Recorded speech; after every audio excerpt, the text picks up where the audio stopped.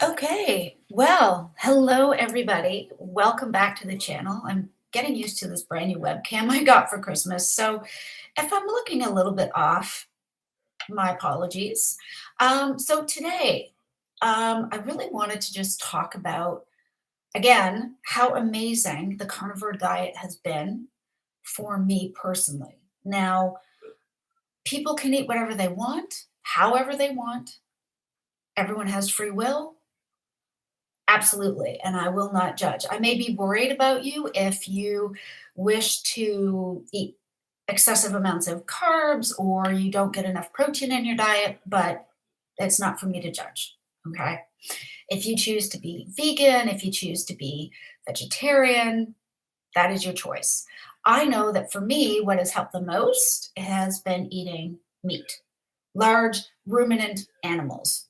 So, in other words, for me, 90 to 95% of what I eat is beef, and that's typically ground beef, 20% fat. Okay.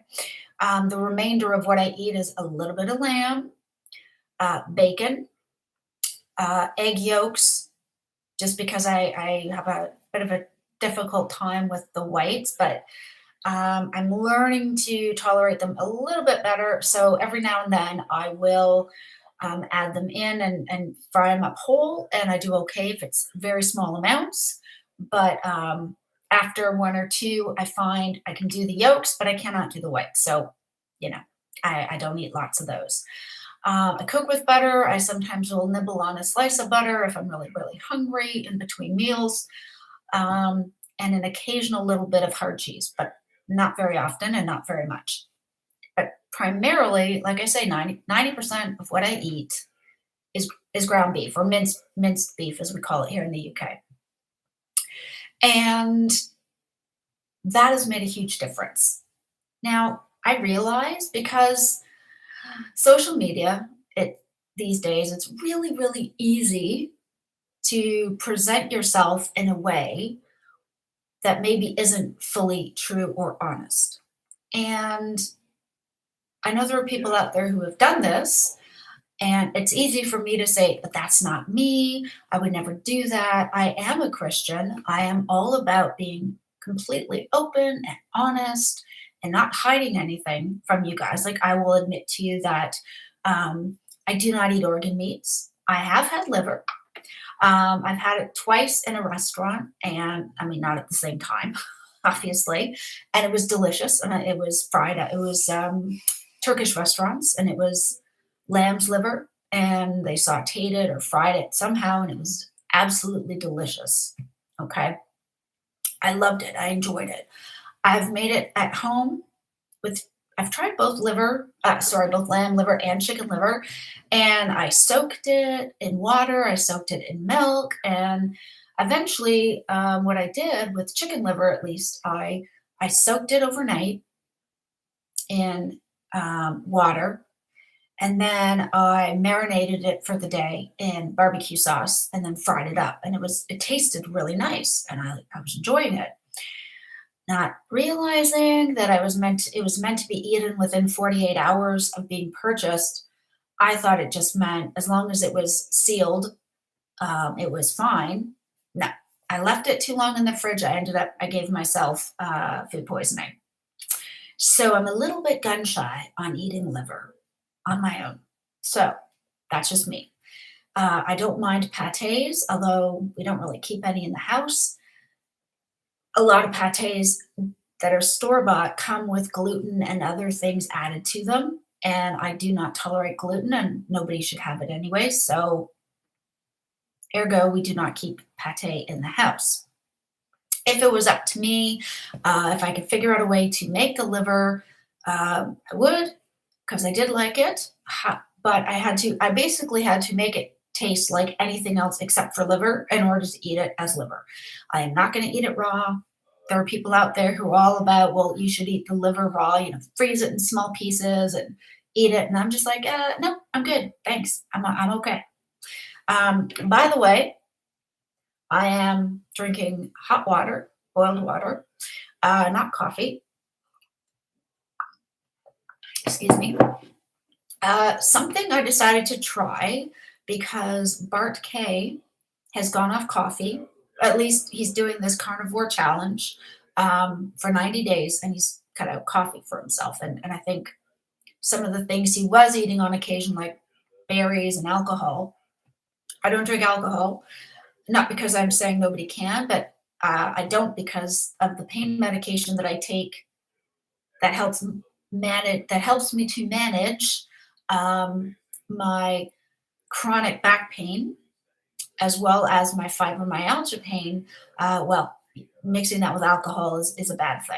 So that's kind of where we're at. I hope you guys can hear me and see me. I know I'm looking a little bit odd at the moment. I'm hoping that what I do here in just a second will work. Okay. I don't know if it will.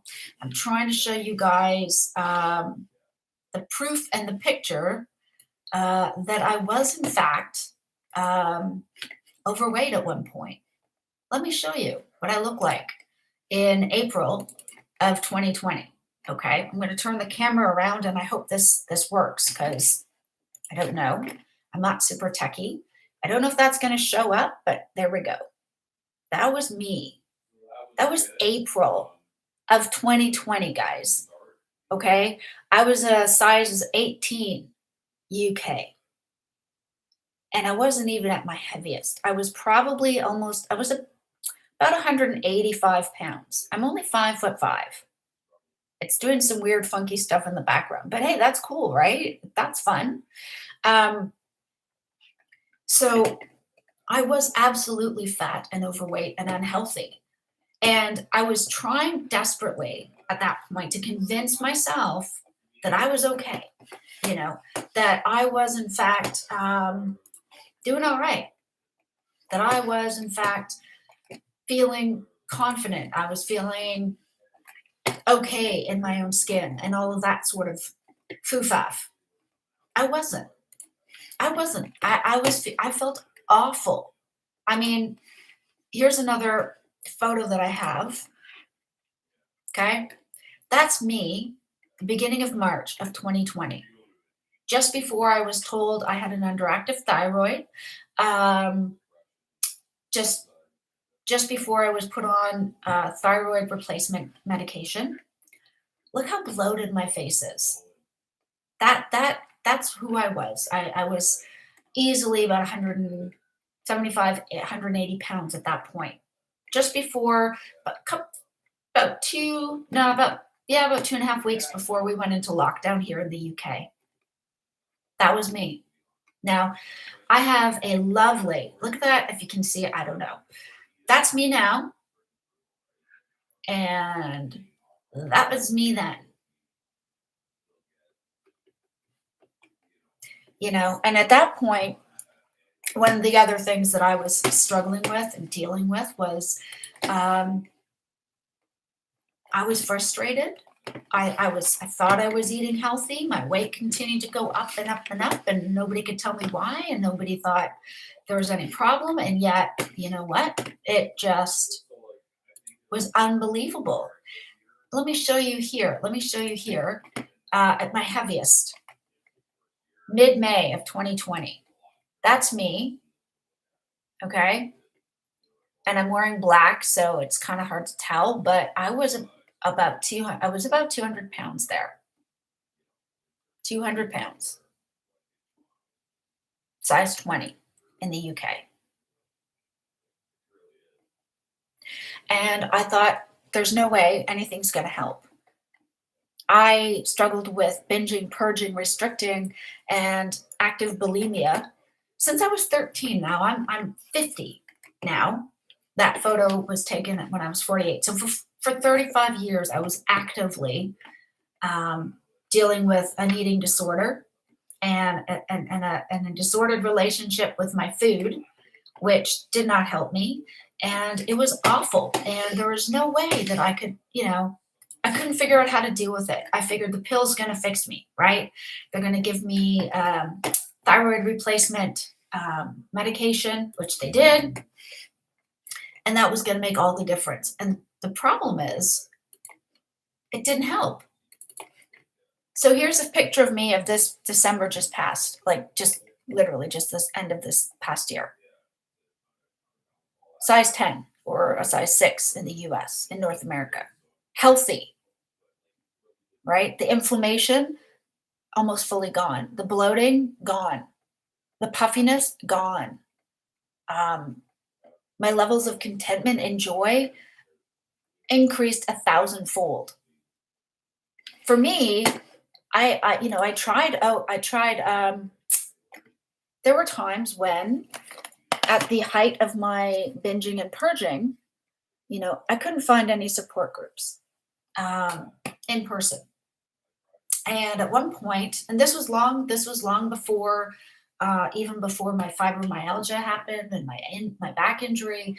I tried going to OA, which is Overeaters Anonymous, and it's a sort of a branch off of the AA rooms with 12 steps. And one of the key things that I had to recognize, but I didn't put into practice right away, was the fact that I could not change it by myself. I could not change things on my strength alone. It didn't work. I needed to believe that something else was needed. I needed to surrender to something else, and in those rooms, there's talk of a higher power, God and your own understanding. And what I came to realize was that for me, even though I was not walking close with God at all, what I came to understand that would eventually help me was I still believed in God, as in the God of Jesus, the God of creation. Now, I hope that might be the God that you guys believe in. And if not, that's okay. That's fine because you can still have help. Okay. Like I don't mean to be condescending or anything like that. Not in the slightest. Okay. Whether you believe in Allah, whether you believe in Buddha, whether you believe in Mother Nature, whether you believe in, whatever it is, something greater than yourself. Because I realized that my willpower was never going to solve my problem. Okay. I could not control my food. I could not control my bulimia. I could not control anything like that in my life. And the tighter I held on, the less control I had. And I can see it now. But that's the crazy thing. That is the completely mental thing about addiction, whatever the addiction is, of any kind. The same thing goes for any kind of issue like eating disorders, which actually fall into a kind of an addictive thing. For those of you guys who are watching right now, thank you so much. I'm glad to have you here. Feel free to join the chat box. As far as I know, this is working. So I hope that, if you guys have comments, you'll feel free to jump in. But what I've come to realize is that anything we cannot control by simply saying, you know what, that's it, I'm done with this, it doesn't matter how much we try. It means we need something greater than ourselves, whatever that is for you, whether you believe in the God of Christianity, like I do, or you believe in something else, something greater than yourself. Because let's face it, if we go back to ourselves and what we can do on our strengths, we will never be able to manage our lives. We just won't. We will never be able to manage our lives. And even though for a very long period of time I had a belief in God, even though I wasn't necessarily walking close to Him, I needed to turn to that faith in order to have the strength to make changes because I was trying to do it all on my own and it wasn't working. It didn't work. Let me go back and show you that photo of myself, okay? Because I want you to see that jeepers creepers, there's got to be a better way that's more tech than this. But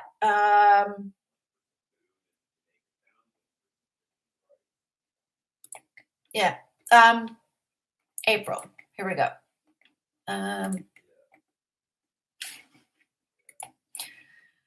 Look at that. Look at that photo of me, okay? here I am at basically 200 pounds.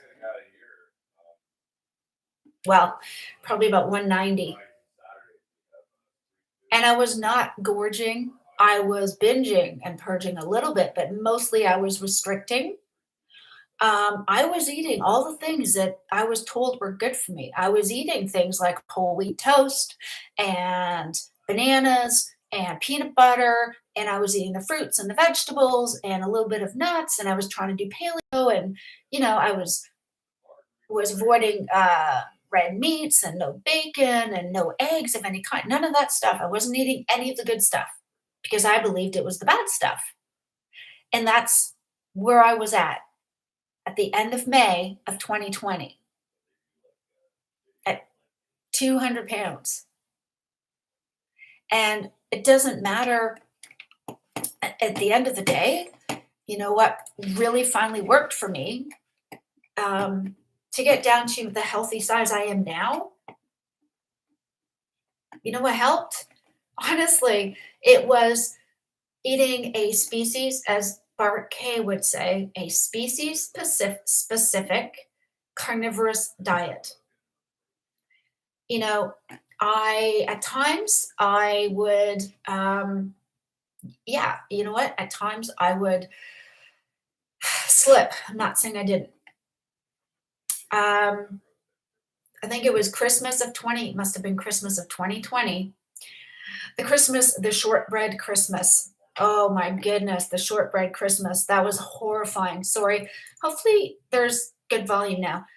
The shortbread Christmas. Ugh. Okay, so I remember, you know, being just at that point, I was just recently fully carnivore.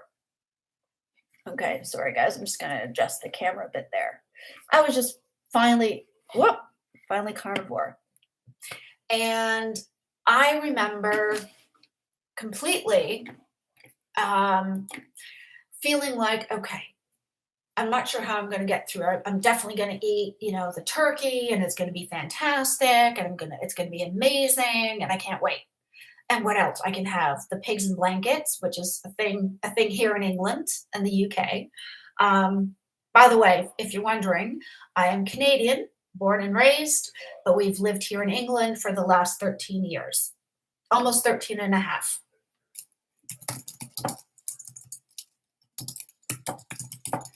So it's been interesting to, have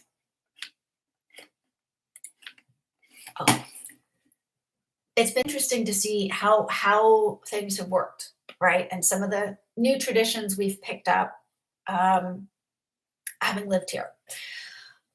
So I kind of made this decision early on. I figured, oh, I'm fat adapted.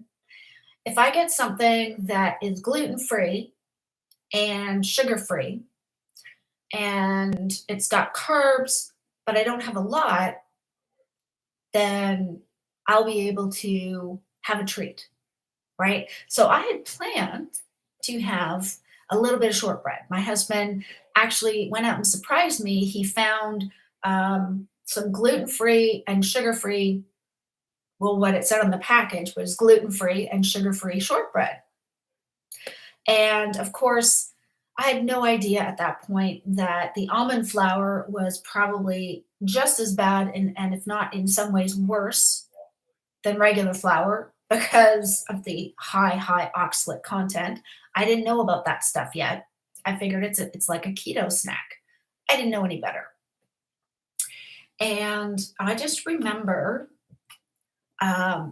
feeling like I took 2 bites, and it was sugar free, it said, but it wasn't really. It was sweetener and monk fruit.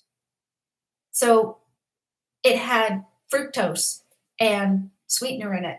And I had 1 bite, 2 bites, and all of a sudden I was like, I want to eat the whole package. There was like, I think 18 of them in the package. And I plowed through 6 of them like right away, trying to convince myself, oh, it's sugar free. And, it's almond flour, it's not gluten, so it's got to be okay. Not for thinking about the fact that, you know what? It's still full of carbs. It was still full of carbs. And the problem was that that addiction I had to sugar and carbs and sweet things was flared up and just holy crap, it was just explosion. And I was trying to get my kids to have some of these cookies, and as soon as they saw gluten free, they were like, "Forget it, mom. Like we're not going to touch that." Back when I initially started out paleo and continued to eat cooked kale and eggs and avocado, which I had no idea of, first of all, the oxalate content, um, or B, the second point of fact is that it doesn't matter how much I cooked the stuff, it was undigestible for me. I have IBS, and even though this woman who wrote the book that I was reading from, based on my sister-in-law's recommendation, was, well, if you just force it through your gut, you'll make your gut heal if you have IBS. And I don't know where this information came from because it was completely not the case for me. Keeping in mind that I also was dealing with leaky gut as well as IBS. So here's the thing. I was at a point where people who think, "Oh yeah, you've just always been this size and it's super easy." No, it wasn't. So the great shortbread disaster of December 2020, we were in lockdown once again. And my attitude was, you know what? Sugar free, it's gluten free. I don't care. I'm going to eat this. And it set off a massive craving. And I had a huge carb binge. I think I got my older son to have one of the biscuits, but basically within 2 days, I had eaten all, I think, 16 or 18 of the shortbread cookies. Just gone. And I realized this is an addiction. I cannot control it by myself. I can't. And I have to avoid it. I can't just dabble and say, oh, I'm just going to have a bit here or a bit there. I ate it. I binged. It did not serve me well. When I started to paleo and I got frustrated because all the things that this doctor had recommended made me feel 1,000 times worse. There are no pictures of me from the beginning of June until probably August of 2020, because I was in the process of phasing from paleo into keto. And I did not believe that there was any way that I could ever lose this excess weight. I thought I was trapped forever, forever. I was going to be obese. My thyroid was never going to heal. My inflammation, my chronic pain, my fibromyalgia pain, my depression, and my anxiety were never going to be fixed. That was where I was at, even trying to do it paleo. And I am absolutely confident that it was God who brought me to a low carb and eventually a carnivorous way of eating. I would never have thought of it otherwise. Everything happens for a reason. Everything happens according to God's plan. And every time I think back on keto into carnivore, it's crazy in a sense because the first time I ever even heard about it, that being the ketogenic protocol, was back in December of 2015. We flew from England out to Vancouver because we were going to surprise my mom and dad for Christmas. They had no idea we were coming. I mean, we video chatted, we made sure that they were actually going to be around, and then we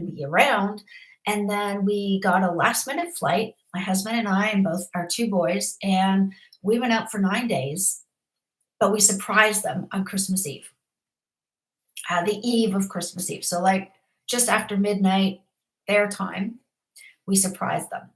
And one of the things that I learned about, because my sister-in-law was doing a ketogenic carnivorous diet, she was trying to heal her psoriatic arthritis. And at the time, my initial thought was, wow, well, that's a good way to go ahead and have a heart attack, because they only were eating meat and it was the fattier meats. And she was also including some certain nuts and seeds. So hers was like with a paleo approach, I guess. I don't know. But I remember thinking about that and I thought, this is crazy. This is weird. That why would she eat like this? Like, this is just insane. That surely can't be healthy. Saying that surely can't be healthy. Um, because I think at that point we were trying to be vegetarian, which by the way did not last for very long. Vegetarian, but I was okay with eating poultry and fish. Well, eating fish, although I hate fish. Um, but bacon was okay with me too.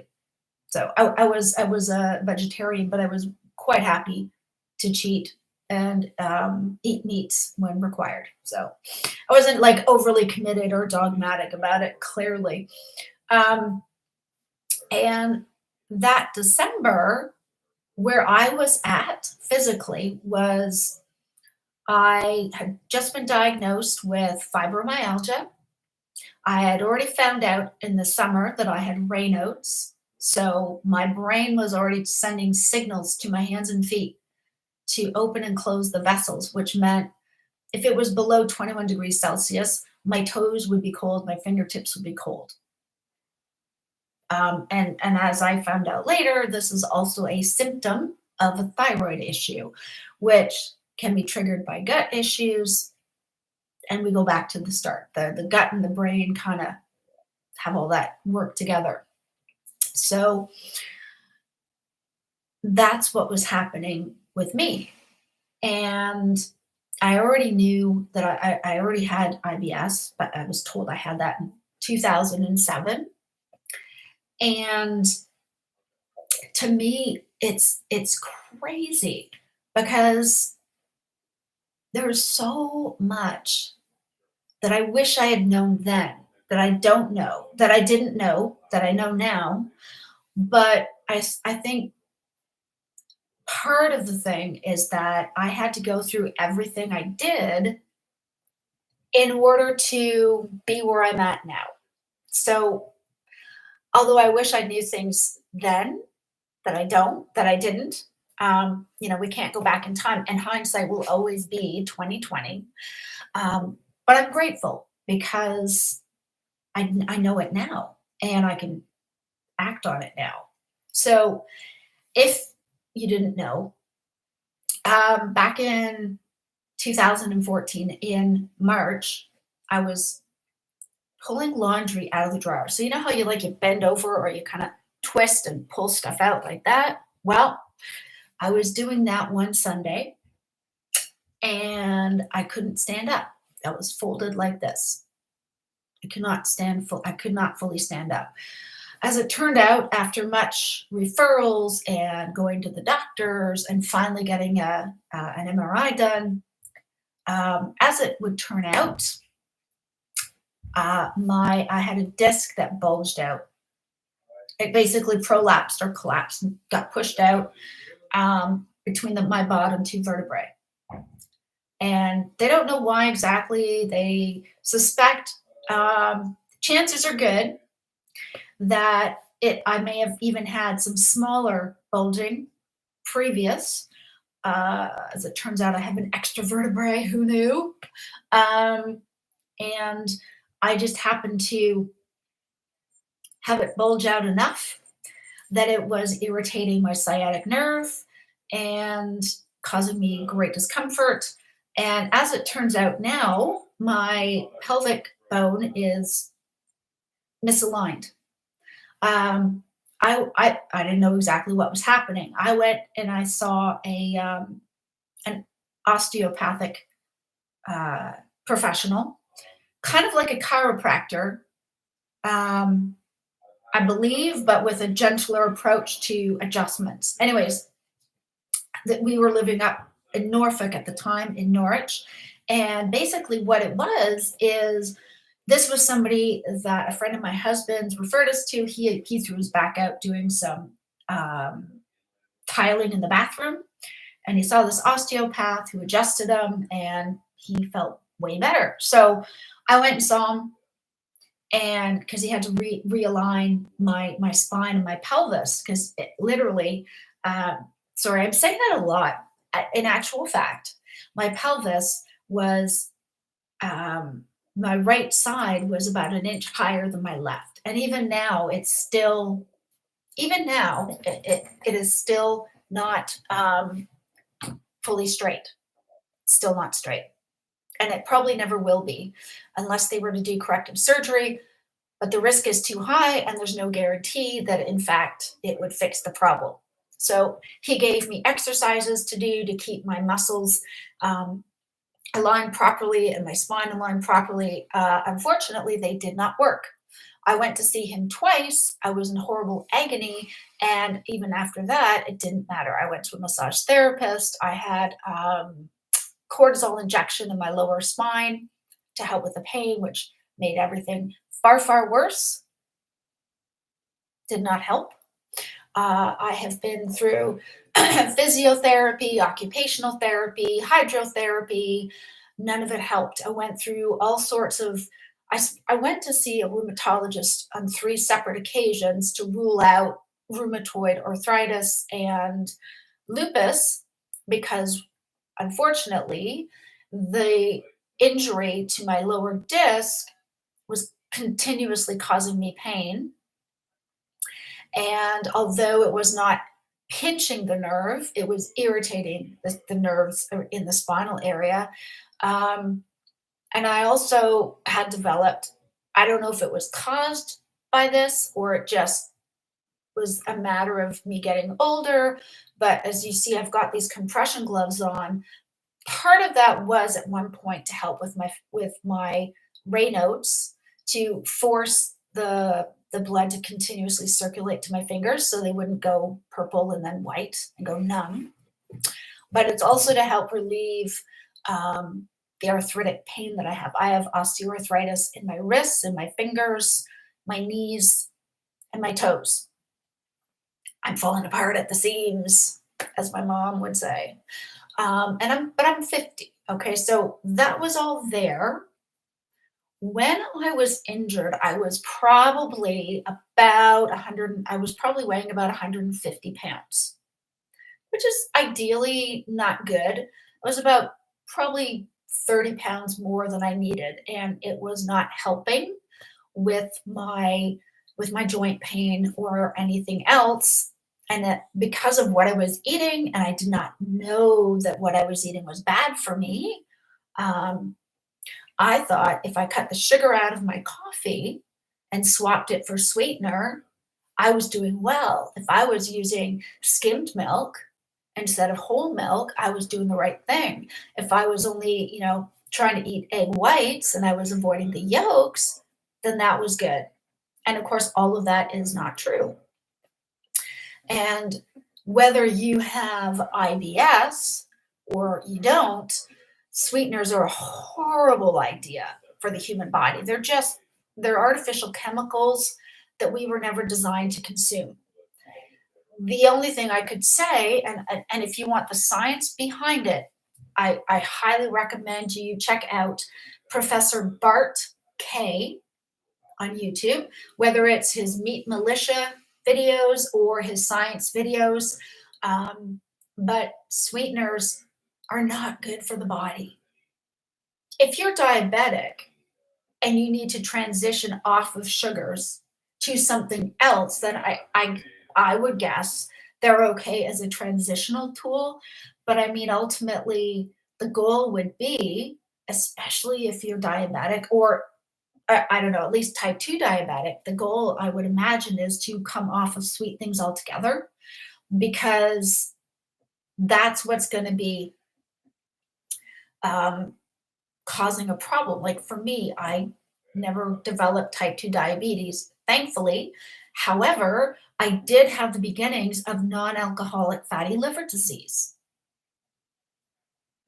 Why? Because it turns out I was eating such a massive volume of fruit and sweet vegetables. So things like that I love. I love these things. And they were honestly, it was harder for me to give up carrots than say apples or grapes or berries. To be fair, carrots were the vegetables that caused me the least problems with my IBS. So maybe that was maybe that's why it was easier to give up the fruit. But because of the sheer volume of fruit I was eating, trying to follow the 5 a day guideline, my liver couldn't handle it anymore. I was holding so much adipose fat on my body, which is the fat around all your abdomen, the organs in your midsection. I was carrying so much extra fat. My liver was like, we quit. We can't do this anymore. Stop. There's too much of this. And it was forcing out these high levels of triglycerides. Anytime I've ever had labs done, annual checkup, checking my bloods and all that stuff, everything is always like within normal range, whatever's considered normal range over here in the UK. Maybe not optimal, but normal.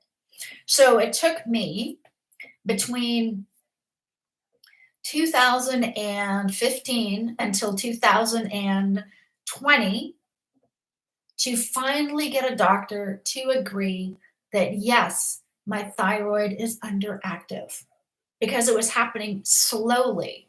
And it didn't help that because of my back pain and because of my back injury, because of my fibromyalgia pain, I'm not able to work out. Now, when I go into, let's say if I go into town, we live near Colchester, we're in Colchester, England. If I was to go into town, I have an electric power chair, which you would have seen at the beginning of this as my thumbnail. And that is what I use to get around with. But, there was a time where I didn't have the chair. We couldn't afford one. My mobility and my range of motion is dramatically reduced. However, it is improving from where it was in 2020. So the photos I showed you, I could stand long enough to take a selfie. I think it's Sebastian Maniscalco that calls it take a lonely because, you're taking a picture of yourself. That's kind of sad, right? I don't know. I thought it was funny. I can't claim that as my thing because I didn't come up with that description, but that's what it is. You're taking a picture of yourself by yourself. And I'll still do that every now and again. It's like, oh wow, I feel confident today. I feel pretty great. Look at me. I look pretty awesome today. I'm feeling pretty great about how I look and how I feel. So I'm going to take a picture. But at the end of the day, still kind of sad, right? Anyhow, my point was this. I was taking those pictures because at that time I was desperately trying to convince myself that I loved myself no matter what. Now, let me say this. Let me say this, please.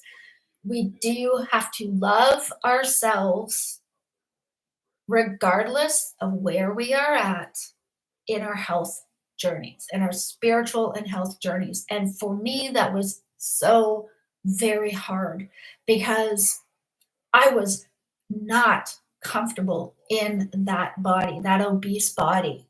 Does that mean I was worthless as a person? Absolutely not. Of course it doesn't. That is not what it means at all. It does not mean that at all.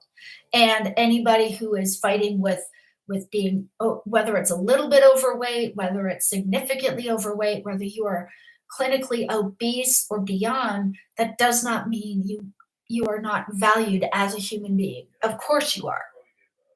I would simply say, for me, I had to approach losing weight from a different mindset because I spent 35 years binging, purging, restricting, hating myself, counting calories, constantly anxious about what I was going to eat next, how could I avoid eating next, and what to do. And it was always about the food and do I look fat, and not understanding that first of all the anxiety and the depression around my weight gain or my fluctuation of weight was causing my cortisol to rise, and I was constantly carrying weight around my belly because of my anxiety, because of where my cortisol levels went, which isn't healthy.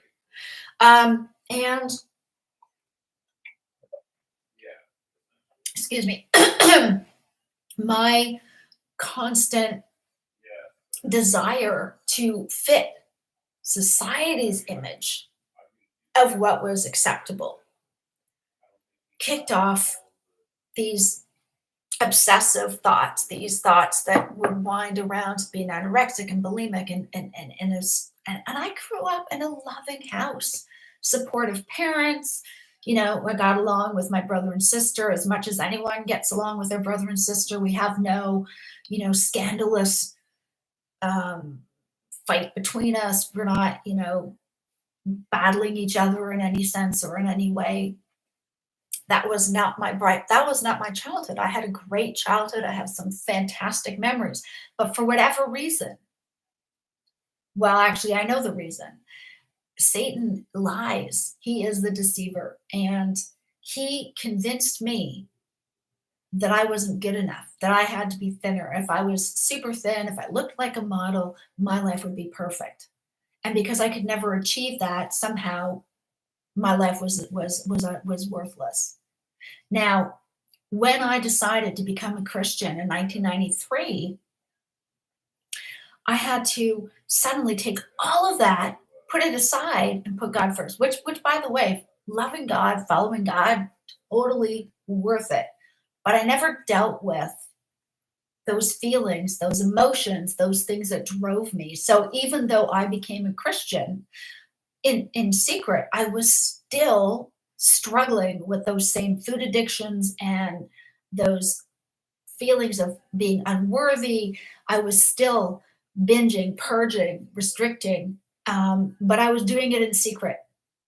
And the crazy thing is, I thought, well, I'll just not talk about it. I'll bury it deep because I was grateful to be a Christian, to come to Jesus, to be saved. I was so thankful.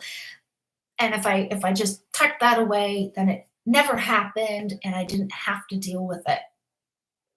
And I think partly that was why when we took a break, when I say take a break, we didn't we stopped attending our previous church back in Canada for a lot of different political reasons that were going on. And that was around 2003. Okay. And based on how our kids were treated or not treated, and just a lot of the doctrine was right, but the traditions of man became more important than doctrine. And so, where there was room to have a difference of opinion, a lot of the opinions were suddenly made as well, this is what God commands, which was not the case. So, we stopped attending, didn't stop believing, but stopped attending. And what I came to realize, because at that point, we're talking early 2000s, the internet was relatively young. YouTube was, I don't think, was even around at that point. So if you were not part of an in person church group, it was very difficult to find support, to deepen your faith, to grow spiritually. And so even though I always had moments where I kept believing and I had faith, very, very quickly, unfortunately, very sadly, God became less and less of a priority, and everything else in life got in the way. And moments where I should have been looking to God and praying and finding people to reach out to or find support from, I tried to do it all by myself. I was going to fix everything. And of course, those of us who've been through this wherever you may be at in your faith, in your belief, or your walk with God, or whoever your greater higher power is, it is easy to lose that faith and that connection if we don't put it into practice every day. And when we let life get in the way, I don't know, for me at least, wow, did the addictions ever start to come to full force? Because I was doing it by myself. And you know what? Here's the thing. I'm not God. I'm not a higher power. I'm certainly not God. And I do not mean to offend in any way. I'm going to refer to God because that's who I believe in. And if you don't and you're not there yet, that's okay. I hope what I share is still helpful. But here's the thing, because I was putting God at the bottom of my list and I was trying to solve all the problems by myself, isn't it interesting? None of my problems got solved. They got worse. I never asked to have this disc injury. Doing laundry of all things. I don't even have a cool story like, oh, I was snowboarding in the Arctic and I wiped out. No, I was I was paragliding and I crashed. No, nothing like that. What was I doing? I was taking laundry out of the dryer and I totally demoed my back because it's the bottom two vertebrae that is involved, that move the most, that need the most motion for sitting, for standing, for walking, for laying on your side, for everything, right? I went through a time where my pain was so bad that I actually could not shower and wash myself. I had to have care people come in and help me shower and get dressed. And that went on for almost a year. That's how bad my inflammation and my pain was. And I knew somewhere in my mind, I knew God was there, but I knew I needed to get close to him. But I wasn't ready. I I was so thankful that I thought about, oh, I remember when she was doing my sister-in-law and my brother were doing a ketovore-ish type diet. I just remember them talking about, oh, well, we're going to be in ketosis now and asking, oh, what does that mean? Oh, okay. Now I thought, really? You're going to not eat a meal? Because I was like, no, I think I'll stick with like the scones with my coffee, but you do you. Not having any idea that they were onto something. And I think from what I remember, it started to make a big difference in her pain levels. But I knew that there was no way, there was absolutely no way that I was ever going to have the ability to connect with God if I stayed as foggy in my brain as I was. I could not remember things that had happened 5 minutes previous. And I'm not exaggerating. This is so true. I couldn't remember things I said moments before. That's how bad my brain fog was. I I would I remember one point thinking, God's going to use this. God's going to use this somehow. And that was all I wanted. God's going to use this. And it didn't happen right away. Like in 2014, I thought, okay, I'm going to be in this agony maybe for a few months. And then it didn't get better. In fact, everything got worse. Nobody knows for sure. Um, the doctors all seem to think that it was my spinal injury that triggered the fibromyalgia. But given the fact of cold hands and cold feet and an underactive thyroid and messed up metabolism, that chances are good that those were all symptoms for quite a while, for several years at least, of the fact that I had fibromyalgia, but it hadn't fully flared up yet. So who knows? It basically, what it means is they don't really know. They don't really know. And they probably never will know. So, that's what's going on there. But I know for a fact, for me, and it might sound woo woo to you, but I know it's true. The Holy Spirit absolutely put the thought in my head to go and look up the ketogenic diet because paleo did not work. It was so bad when I was trying to consume these dark leafy greens that were highly recommended. I was constipated for almost 2 weeks, like zero bowel movement. And I was ready to say, look, this is bad. Get me to the hospital because I need to take something to get my bowels going because this is awful. And when I started to look up the videos on the ketogenic diet, I thought, I don't know if this is at all going to work, but this hasn't worked. And my binging and my purging, my restricting has never worked. And I got to do something because it's not nothing else is working and helping. Nothing else is happening.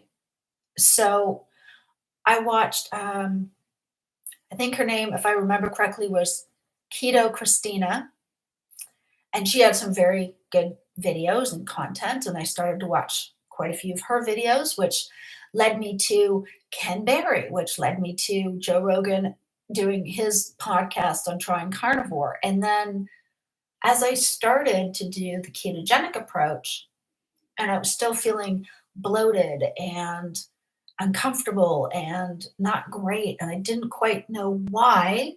I'd lost 15 or so pounds ketogenically, if that's a thing. And it seemed like I was stalled. And I happened to come across more Ken Berry videos. And he talked about going carnivore and about the fact that just as people are sensitive to gluten and cereals and grains, big surprise, God never intended for us to eat those things, certainly not in large quantities, certainly not highly processed. Those things were designed to feed livestock, which we are supposed to eat.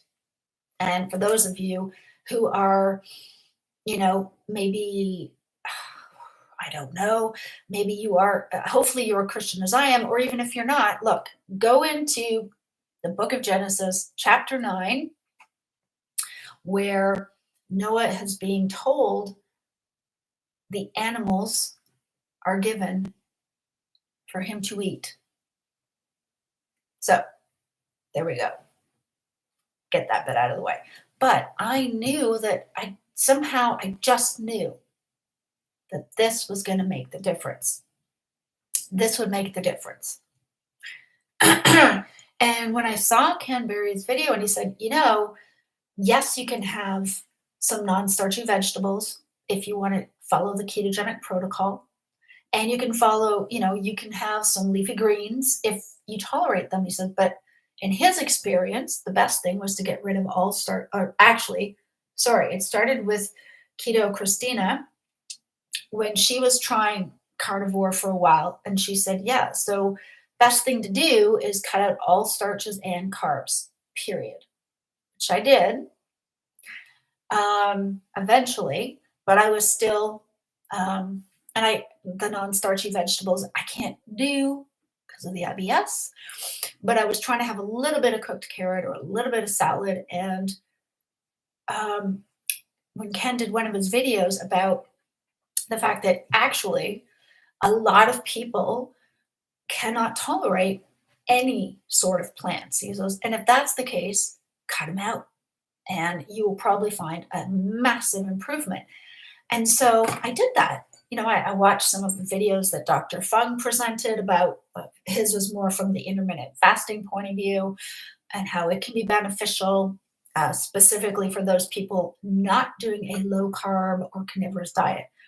For me, I had to accept that I cannot do any sort of intentional fasting because I did that for 35 years and it triggers that desire in me to go back to that and those habits. See, I can't just simply do, I'm just going to do 3 days, I would probably try to go, oh, let me see if I can go for a week. Let me see if I can do this for a month. Right? It's all or nothing for me. I've got that addictive sort of brain. Whether it is, um, again, whether it would be something like extended fasting or whatever, or carbs or sugar or anything sweet. I have to avoid all that because I cannot simply manage it. If I could, I would have been fine all along, and that was not the case. So I found those videos extremely helpful. And then from there, I found videos by Kelly Hogan, and I found videos by Sean Baker and Dr. Anthony Chafee and Dr. Sarah Zaldivar and many, many others. And I came across Bart Kay and Pim Janssen and so many great people in the space. And whether you call this a lion diet or carnivore diet, or I like to call it the Genesis diet or the species appropriate diet, or excuse me, or the preferred human diet, whatever you want to call it, um, it's ideal. It's what we were designed to consume as human beings. And that's whether you believe that God is the one who created us and these animals to be consumed, or whether you believe the animals formed out of the Big Bang. What is indisputable is if you look at the isotope testing and you look at the science and the anthropology that shows that our ancestors, and not just 2,000 years ago, but much further back, our ancestors absolutely ate mostly animal meat. There are some tribes, like the Inuit, who continue that tradition. Sometimes they'll cook it, sometimes it's probably raw based on where they are and what they have available. But they also have no incidences of modern disease like we do, and scurvy, etc. So a lot of them have never had immunizations because they've never needed to, because they've never been exposed. So there's something going on that they've done right as far as their diet. And clearly, if eating mostly animals, or in their case, strictly animals, those who are following the traditional way of life, if that was a danger and if that was going to cause heart disease and diabetes and all sorts of other issues, well, then they would have died out a long time ago, and they have not. So that kind of says it all, I would say. you know and even, often people will say, well, what about the Maasai? Okay, well, hunter gatherers, so they eat meat when they find it. They consume the animal blood, which to me sounds disgusting, but i, I don't believe it's going to hurt you. It's probably a case of they value all parts of the animal and they're not going to waste anything. And if they happen to eat fruit, um, it is at a time where the fruit is there and it's local and it is not commercially grown and it's not full of pesticides, and it is probably enjoyed a couple of weeks of the year while it exists, and it will help keep them put on a bit of fat during the months when the animals are not as easy to find and catch. They are not going into their local supermarket and buying fruit that is not local and is out of season at times where they shouldn't be. So their bodies are adapted, but they still eat mostly animal meats. And it has made a huge difference to me. There are times where I think, oh, yeah, but I still have fibromyalgia. I still have anxiety. I still have depression, but not like it was. And all that weight off of me has eased so much pain. I still have chronic pain. My sacroiliac joint is constantly inflamed and irritated. And that might always be the case. However, it's a like I've said in other videos, it's a dull pain that is chronic versus a sharp pain that is chronic. So, it really has made a massive difference in my life eating this way. And my skin is getting much better. I think I was there. If you see my video that I posted back earlier in December, we were away in London for a weekend. And, or sorry, no, I'm getting confused. It was one I made right at Christmas time. And we did a gammon roast and I put some pineapple slices on it. And I had a little bit of the pineapple and I broke out spots, almost like hives right around my mouth. And I only had a little bit. But that's cleared up, you know. I'm also in perimenopause. So some of the skin stuff I am not super worried about because I know some of that's probably my hormones are going up and down. I find that I'm getting hot flushes constantly. I'll be, especially when I eat. Don't know what that is. It's like when I feel my food digesting, it's almost like I can feel that energy burning through me, and then I get like a rush of heat, and I feel like I'm gonna sweat buckets, and then I'm cold, which apparently is normal during perimenopause. Woohoo! Yay! Good times. But my hair has grown in thicker. It used to be a lot finer, and it used to be fully frizzy and dead, and it didn't matter how much conditioner I used. It did make a difference. I've actually got waves and curl back in my hair. That is not a perm, but I could not get curls in my hair to save my life when I was younger. I remember I was 10 or 11 and I got a perm done and it almost completely came out like a couple days later. They had to redo the perm just to get the curls. I wanted to have hair like little orphan Annie. I don't know why. But like my hair is coming in thicker, it's coming in like softer. Yeah. So that's a bonus. My eyebrows are starting to very slowly come back in. Well, that's one of the things that had happened when I was diagnosed with an underactive thyroid is that the edges of my eyebrows had thinned out. The hair had come out. My eyelashes are constantly coming out. They're not anymore.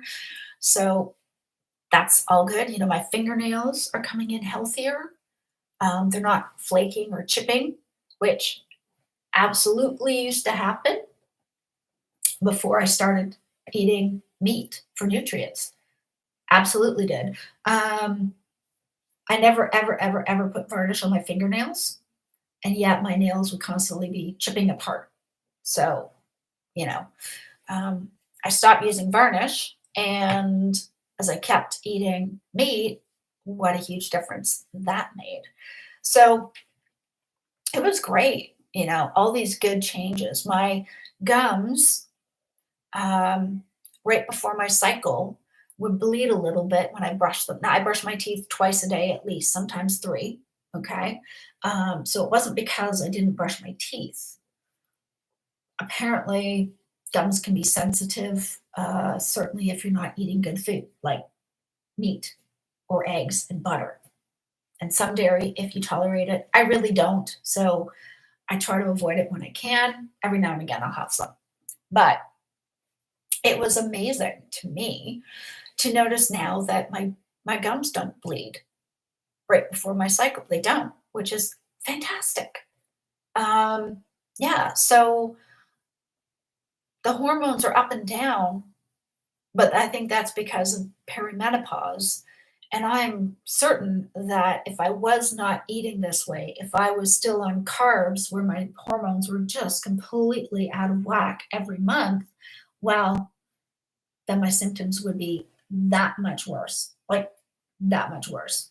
So who knows how long this is going to last? I mean, that's the thing, right? Perimenopause could be anywhere from a year to apparently up to 10. I hope not that many, because the hot flushes and waking up sweaty, overrated. Feeling like you slept in a sauna, not fun. Totally not. But on the other hand, when I was sick and eating crap, I was freezing cold all the time. Like in July, I would easily have on a long sleeve, maybe a hoodie, and leggings or jeans and fuzzy socks and wrapped in a blanket, even if I was outdoors. Yeah.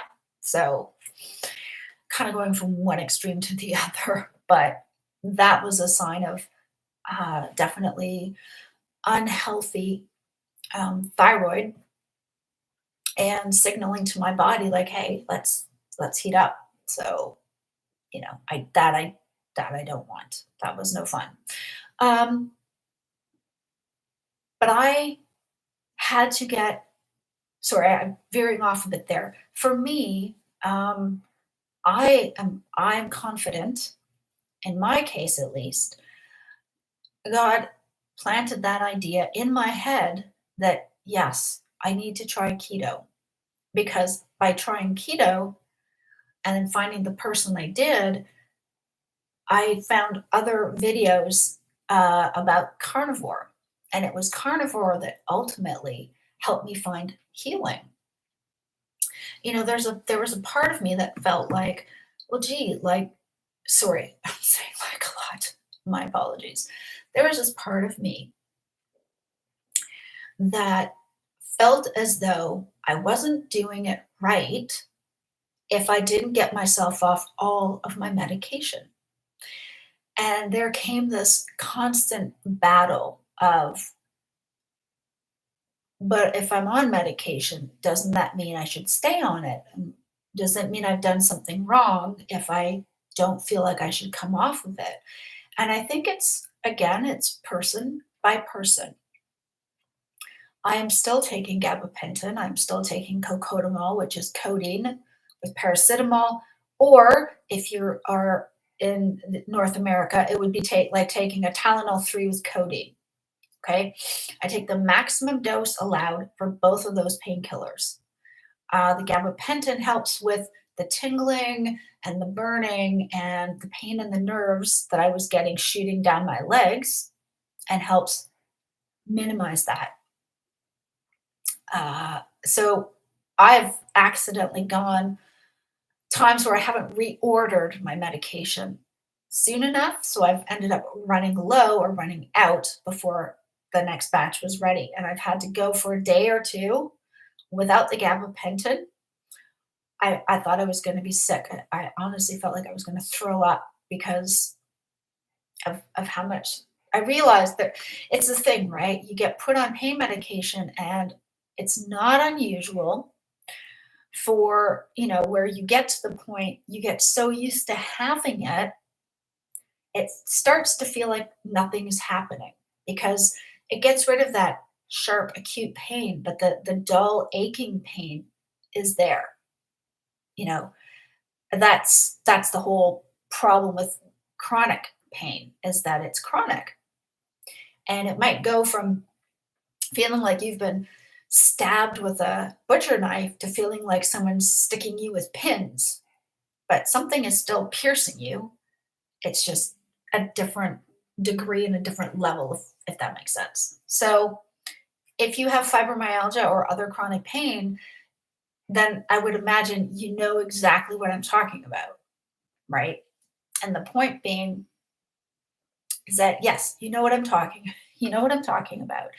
And it just becomes a part of life. And you sort of get to this place of acceptance of, yeah, well, that's as good as it's going to get. So might as well get used to it. Now, I've been able to get used to a new level of pain relief, because all of that excess weight, all that fat, all that water retention is gone. If I am not careful, if I push too hard, if I try to do too much, I will still get fibromyalgia flare ups. I will still have aches and pains in my neck in my wrists, in my back, in my legs that will flare up if I've done too much. So it's not like I can suddenly go running or do CrossFit.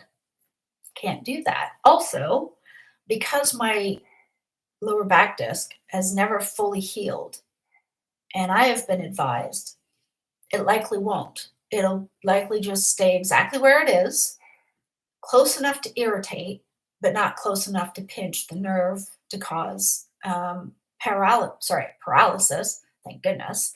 I have to be extremely careful about how I move and what kind of stretches I might do, exercise and stuff around the house, whatever.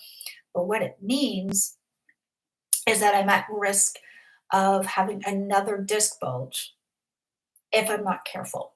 So I can't do any heavy lifting. I can't do, pushing furniture out of the way or stuff like that because chances are very good that the disc will go out again. And this time there's a higher risk that it could actually cause paralysis or require surgery. So, having said that, I do not do any sort of high intensity exercise or any kind of fitness like that because I cannot, because the risks for me are too high. So, everything that I've done as far as getting my weight down, as far as reducing the inflammation, being able to manage the pain better, simply happened by changing my diet. But if God hadn't put the thought in my head to look into diet and keto and eventually carnivore, I never would have made the changes. Because if it was up to me, I would be probably trying to do Jenny Craig or, Slim Fast or one of those crazy like fad diets, soup diets or cabbage, well, not cabbage diet because I can't do cabbage, but one of those crazy, stupid, eat less, move more things without the moving more. And it wouldn't have worked. And so I'm thankful because when that happened, my brain fog was like, went away. It went away. Not instantly, but I think it was after a few weeks. And I realized, holy crap, I've done nothing. I've done no exercising whatsoever. I've simply cut out all the extra stuff, all the carbs. I've gone just to the meat that I like, which is ground beef, some bacon, eggs here and there, sausages now and then, and maybe a bit of lamb, like it's in the lamb chop. And I've, after 3 weeks, I'd already lost 15 pounds. A lot of it was water weight. And that's okay because when the fluid gets retained, the inflammation gets worse. So I realized, oh my gosh, this is working. And actually, this is what God wants us to eat in the first place. That's why we have animals for food, for our consumption, for our nutrition and health. And I needed to get to that place so that I could not only just have faith in God, but I actually could start to walk with Him again daily. And what a joy that is. Praying, meditating, listening to music that inspires me, not just hymns or Christian songs, but all kinds of music. I love heavy metal. Shocking, I know. I love 80s pop like The Cure and Eurythmics. And I love big band music, swing jazz. My parents, my mom would say I was born in the wrong era because my favorite music is from the 30s and 40s, bar none. I like bossa nova jazz, but swing and big band, Glenn Miller, oh, Benny Goodman, Tom Dorsey and his orchestra, you got me there. Old classic musicals, black and white, Fred and Ginger, Gene Kelly, all of them. I love it. I love it. But I could never give a focus to any of that because the brain fog made me just want to zone out of everything. I felt like I was trapped and living as a walking zombie for 6 years. From the time I got injured back in 2014 until the fall of 2020. By October of 2020, I was down 70 pounds, I think. Not quite to where I am now, but pretty close.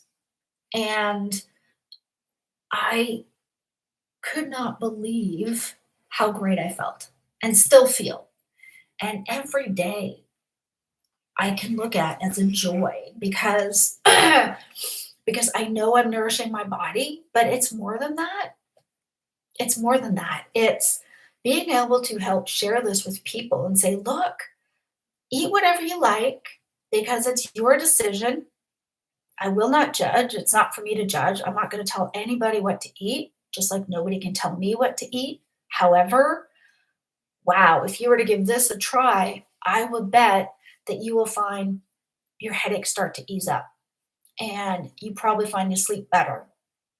And maybe your anxiety is a bit less. I make no bones about it.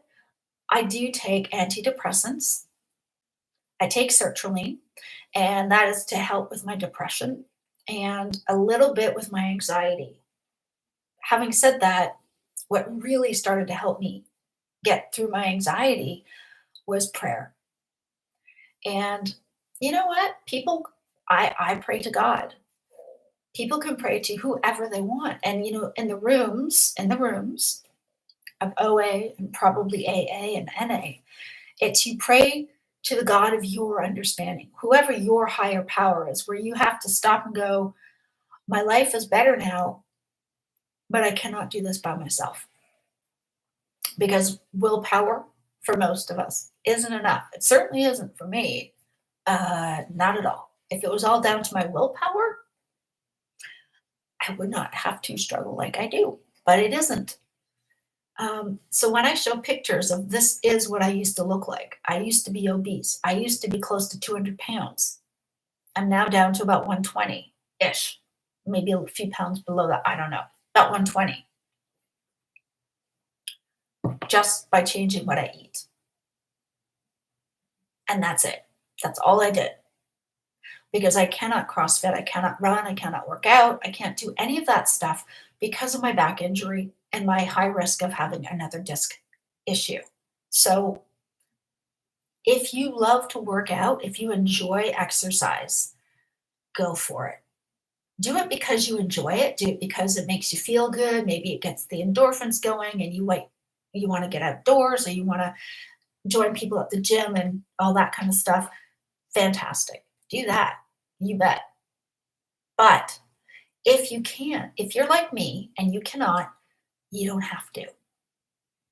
You do not have to. This whole eat less, move more thing, don't believe it. Don't believe it. Move more because you can and you want to. Absolutely. Because it's going to fix you? No. That's not the way to do things at all. I am hoping over time, as I continue to eat the way God wants us to, I'm hoping that through praying, through my walk with God, that as time goes by, as my body slowly heals itself, and it is, my nails didn't heal immediately. It took about a year before they started to look healthy again, because for almost 50 years, they weren't. So for, 48 years, my body was being given carbs and starches regularly, thinking that they were healthy. So if it took 48 years of damage to get my body to that place to begin with, it wasn't going to just reverse it instantly once I changed my diet. Now, some people get quick reverses, but some things are going to take time. And what I'm seeing is that I'm getting less bloating. My stomach muscles are starting to slowly get tighter. I have two grown children. My sons are 22 and 19. And I've noticed that they were both C-sections, but I've noticed that my C-section scar is starting to slowly fade a bit. And the scars I had from being pregnant slowly starting to fade a bit. So everything starts to come back to itself, as the body gets nourished and the cells are not busy dealing with my overloaded liver and all the sugars and all the triglycerides going up, all the fat being added to the body. It's not busy running cortisol and the adrenals. It has time to actually go back and start to work on healing the cells that need healing, which is what should be happening. That's how God made us, right? Um, Almost anything our bodies can learn to heal if it's treated with the right amounts of nutrition and care. But as I'm learning, as it took years for me to get to this place, I cannot expect it overnight. And that is something that I'm really praying through and working on is accepting where I'm at in my life. I am 50. I've given birth to two children, great young men, and perhaps I'm not going to have a six pack or the abs of a 20-year-old, but I don't need to, right? Um, and that's the thing is I do not need to look like anybody else. That doesn't mean it couldn't happen. It may mean, though, that it's going to take a bit longer. There's probably things that my body, right now, my body is working on healing its leaky gut and IBS. And that can take time. I don't know how long. That is as I'm feeding my body the nutrition it needs, God is activating all the mitochondria, all the cells, all the bits and pieces that need to be activated to heal. So now that I'm not so busy trying to deal with all the excess food in my body and fat and all that other stuff, it can heal itself. And that's exciting. And I've had to sit back and go, okay, God designed our bodies to heal itself from almost everything if we give it the right time, the right nutrition, and the right care. And so that's great. So I don't know, in 10 years' time, I may not even need my electric wheelchair any longer. Perhaps I will have healed enough that I can walk again on my own. For long distances. My mobility became so limited that I could not walk more than 10 meters without agony in my back. I used to have to go around using two crutches just around the house. At one point, I had a commode in the bathroom because there was no way. If I had to go to the toilet, I was not going to make it from the bed to the toilet, even if it was just a few feet around the corner.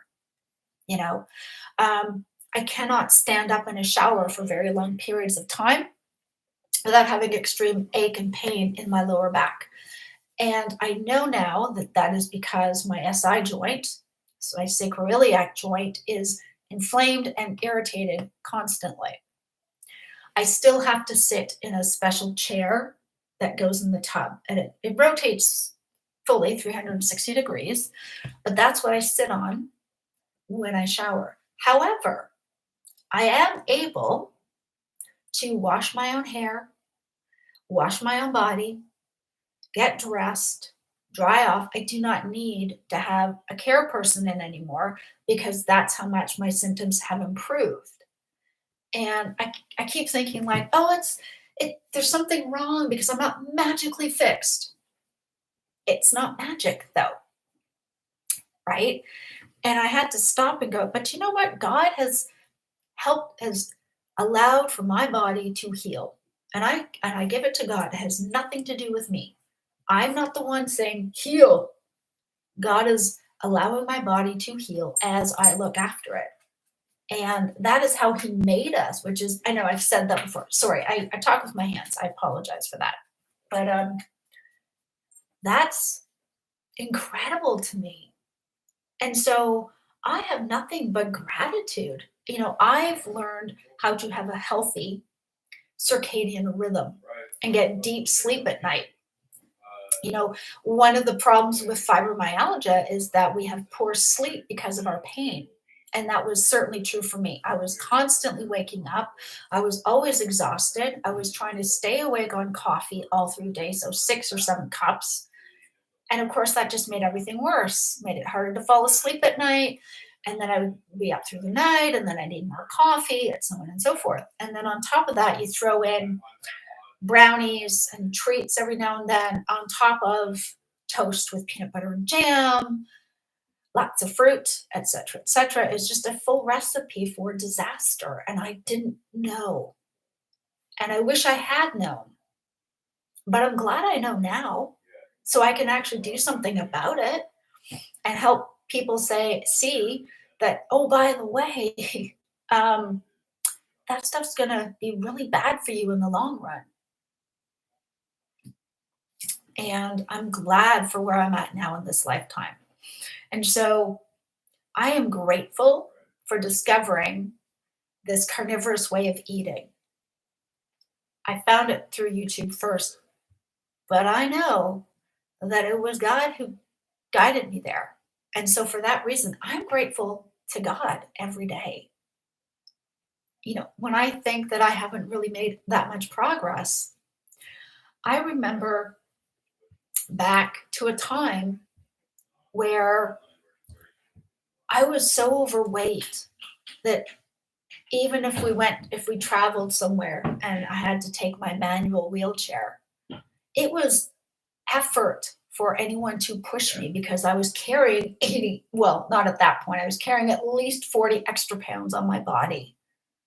Never mind how fat I got in 2020. And looking at myself, at that time, I just wanted to break down and cry. I was not able to separate my bulimia and the fact that I felt worthless unless I was super thin from the reality, which is loving yourself, I believe, means loving yourself enough to look after your health. And I used to be afraid. I had to promise myself, I'm not going to diet. I will not restrict because I don't want to be bulimic. And then, of course, I would binge and then purge and I'd find that cycle again. But in 2020, hear me say this, I do not wish that COVID hit any of us. However, God used it for good things because without COVID, right, never would have been at home with my husband. We would not have had to go through the process of eating a lot of takeout food, of both putting on weight, but then both of us agreeing that, you know what, we need to find a solution. We need to sort this. And we never would have talked to his sister who recommended this paleo approach, which then worked for him, didn't work for me, which then led me to keto and discovering carnivore. So, see, it all happened for a reason. And if I had not gotten that fat, I would never have had the motivation to take care of my health, to go, wait a minute. In fact, it's not about, oh, there's my spaniel. Hello, birdie. It wasn't about, for me, it had to stop being about my fear of falling back into the bulimic pattern. And instead, I had to realize that God loved us so much that when Jesus died for us, he poured out the Holy Spirit onto the world. And when we become Christians, when we come out of those waters of baptism, we receive the Holy Spirit within us, guiding us in our heart, guiding us in our thoughts. And what a gift, because it made me realize, yes, we need to love ourselves wherever we're at, even if we are obese. Okay, that's a starting point. Let's talk health. Let's talk real health and spiritual health. And for me, once I started to see physical health improve and the brain fog disappear, it was like the spirit had always been there. And I was finally ready to listen and say, you know what? Self-love for me means no, not depriving, not restricting, not being bulimic or anorexic anymore. It means I love myself enough to look after myself, to get healthy, to eat the way God wants, and to do that as a tribute, right? We are vessels. This is a temple. Our bodies are meant to be treated as temples. And so for me, it wasn't it suddenly it was no longer this diet I had to suffer through and put up with for a week. It was, no, this is a lifestyle. This is a way of living. And in fact, it tied in perfectly because once the brain fog was gone, I had been feeling for months like, you know what? I wanna get close to God. I want to start praying more. I want us to find a place to worship. We obviously nobody can go to church in person at that point, but let's find somewhere to worship. Let's find a community because I knew that I could not do any of these things on my own. And since God was my higher power and still is, I wanted to find somewhere where I could worship God again. And so that's been blessed, and eventually we did find a place and that's where we go now. But everything happens for a reason. And I know that if it hadn't happened that way, for one thing, I don't think I would have recommitted to God. And the second thing is I think I don't know what would have happened health wise. I think my symptoms would have just gotten worse and I probably would have developed even more secondary conditions. So that's why I wanted to share this today, is I was just feeling so much gratitude for God and my relationship with God. Um, and again, for me, it's the God of Jesus. If that's not your faith or that's not quite where you're at, that is absolutely fine. I have no judgment at all whatsoever. Please hear me when I say that. Whatever God or whatever higher power you have or you choose to have, good for you. Seriously, I don't mean that in any way. No condescension, no, nothing condescending at all. Whatever helps you to see that, you know what, we cannot do this ourselves, and there's got to be something bigger than us that can help us through this. However that works for you, fantastic, amazing. For me, it's God. It's my faith in Jesus. It's being a Christian. It's knowing that God has given me the Holy Spirit to help guide me. And He's when I choose to listen. Again, if this had been something going on before 2020, I wasn't ready to change because I believed all of the myths and all of the lies about what nutrition is that everyone else believed. I wasn't ready for it, you know. So it's amazing when you look back, right? Because hindsight is always 2020. When I look back, it's like, oh yeah, okay, I can see how that worked. I can see how that's happening, and it makes sense. But we don't see that until the moment. I heard a minister say something once, which I thought was so cool. And what he shared one Sunday was, you know, the thing with how God works in our lives is that we are all part of a great big tapestry. The problem is for us as humans, as even as believers, is we can only see the little threads and the knots in the back. We don't get to see the full picture, the full tapestry like God does. But there is a full picture, but we just don't get to see it. And I think when I can remember that in life, that really helps because, we think this doesn't matter, or I don't get what's happening, or why is this? There's a greater plan. We just don't get to see it all. But it doesn't mean that we don't have a part in a bigger plan. Yeah. Anyway, sorry. My intention was not to be preachy. It was just to talk from my experience. And eating this way has definitely helped me. Uh, there's people who talk about food freedom, and I never thought of that as a possibility before, but it really has helped. And I'm not going to lie, the first time I went to sit down and eat bacon and eggs, I was petrified. I didn't know if my IBS was going to be okay. I didn't know if I was going to be able to eat it and enjoy it. And I had not had bacon since I was a kid. And I mean, on purpose, right? And I didn't normally eat eggs because, oh, the bad cholesterol and all that kind of lie. And so I was anxious. I was so full of anxiety. I thought it was going to be nauseous. I really did. I had to take a minute and just say, God, please make this be okay. And I wasn't even really fully walking with God at that time, but I was definitely praying more because this had to work because I was in pain and I felt nauseous and I was hungry, but I couldn't eat anything. And, what else was I going to do? So when I took my first few bites, it was, I wasn't sure. It felt a little strange to me at first because, again, hadn't eaten that in a while without feeling guilty. Um, but by the time I was done, I felt amazing.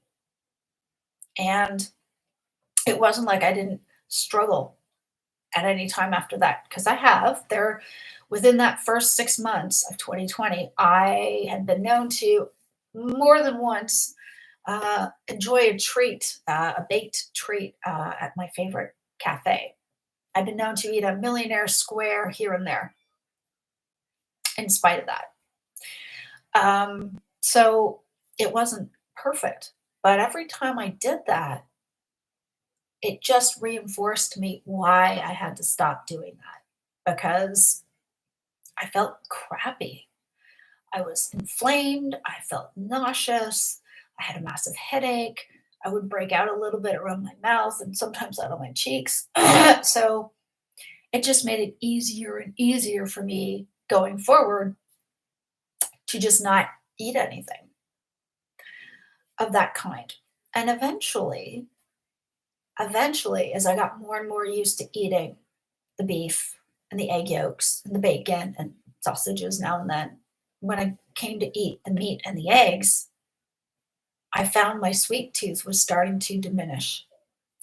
The first time I had something with sweetener almost made me sick to my stomach. Now, unfortunately, my husband was not aware of this, but it was September of 2020, and we were out of lockdown, but not for long. We were going to go back into lockdown very soon.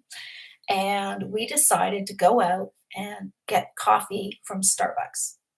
And at the time, I think, yeah, that's what it was. The pumpkin spice lattes were just out. So I know for a fact it was September because those drinks were out.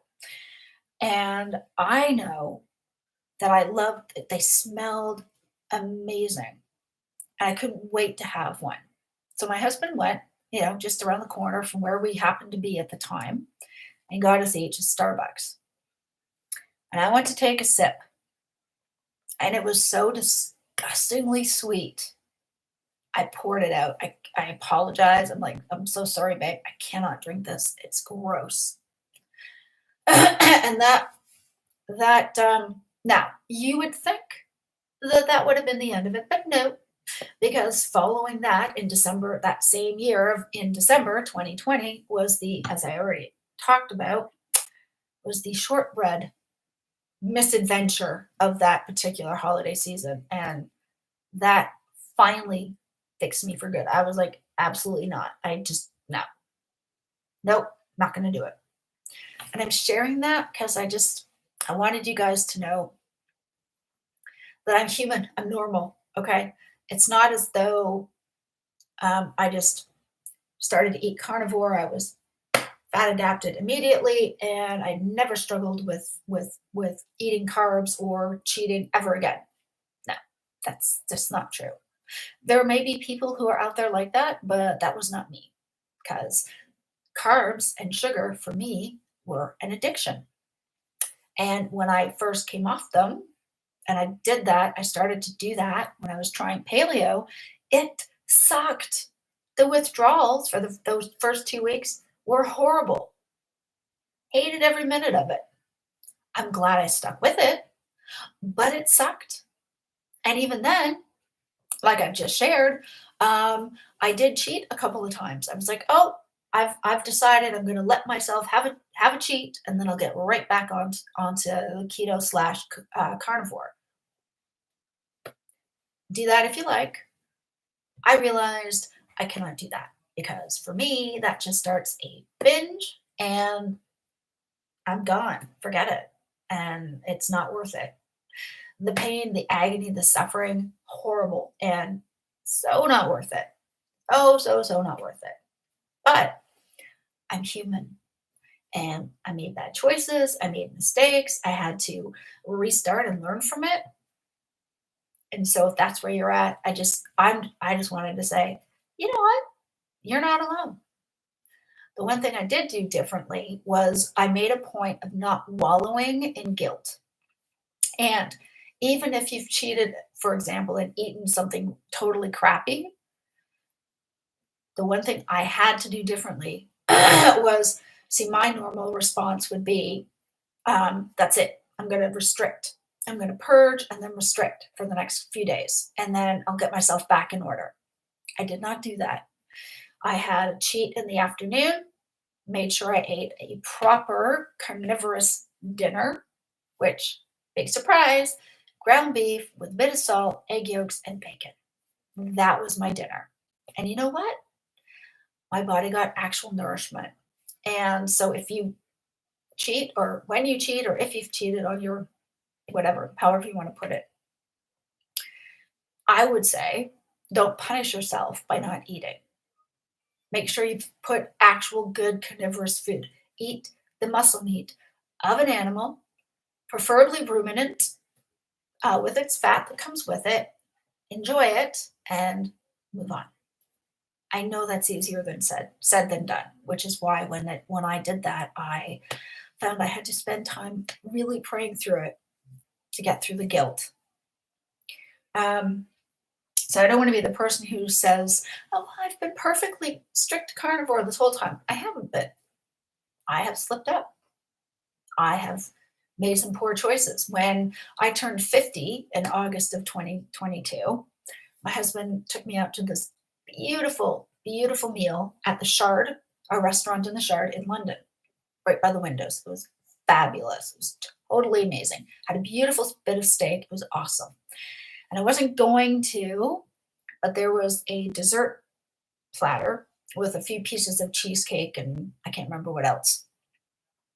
And I was going to have just a taste for my birthday, which became me eating the whole piece and a bit of ice cream, which I'm lactose intolerant, but I set off my carb cravings to the point where I could not stop. Other than the fact I had to leave some for my husband because it was like a share platter, I would have eaten the entire dessert plate. Now, like small, teeny little portions, but still. Um, so I was eating for England, as we say here, and I was bloated instantly. I felt like my joints felt like they swelled up almost right away, and I felt horrible, absolutely horrible. However, the next morning when we woke up and had breakfast at the hotel, I just ate something carnivorous. I think I had some fried eggs and sausages and bacon, and I had to let the guilt go. And so a couple days after my birthday, all the crap was out of my system that, as far as I could tell, I have not cheated since. But I say that because it happens. You know, we can plan for it to not happen, but that just left me proof without a doubt that I cannot, cannot moderate at all. I must avoid. I cannot moderate any sugar, any carbs, anything starchy, none of it, because I can't. Because if I have some, I will want the whole of the thing, and that is really, really, really bad. So, if you're struggling with that too, you're not alone. And I don't want to seem glib, like I just fixed it all in one day. No, It took me learning how to do this to get there. And if you want help, honestly, you should totally check out Pim Janssen, Jannsson. She is Bart Kay's partner, but she is a nutritionist by training, and she has a fantastic channel where she gives tips on how to quit carbs, but you can apply it to things like caffeine or sugar or whatever it might be, sweeteners perhaps. But she's got some great stuff out there that could be really helpful. Yeah, sorry, I'm saying I'm a lot. I do that. I'm so glad to all of you who have been here today, who have been listening to me go on. I really appreciate it. You guys are amazing. I'm going to put the live up shortly, and I will include pictures of me before, just as proof that, yes, in fact, I once was very fat. And by simply changing what I eat, I have lost all that weight. But more importantly, um, I've got a clear mind, and I've got the ability to really focus and, you know, pray and relate with God and appreciate what I have in life. I've gotten so much better with my health and my pain management just by this. Oh, there's the puppy dog again. There's Birdie, our spaniel. Hi, Birdie. Guys, thank you so much for all your support. I really do love these times. Hopefully, I'll be back hopefully tomorrow, if not the day after, and hope to have more people join in. And if you guys want, you can certainly comment and join the group, and how great that would be. Thanks so much for your likes and your support. I'll see you guys in the next one. Bye.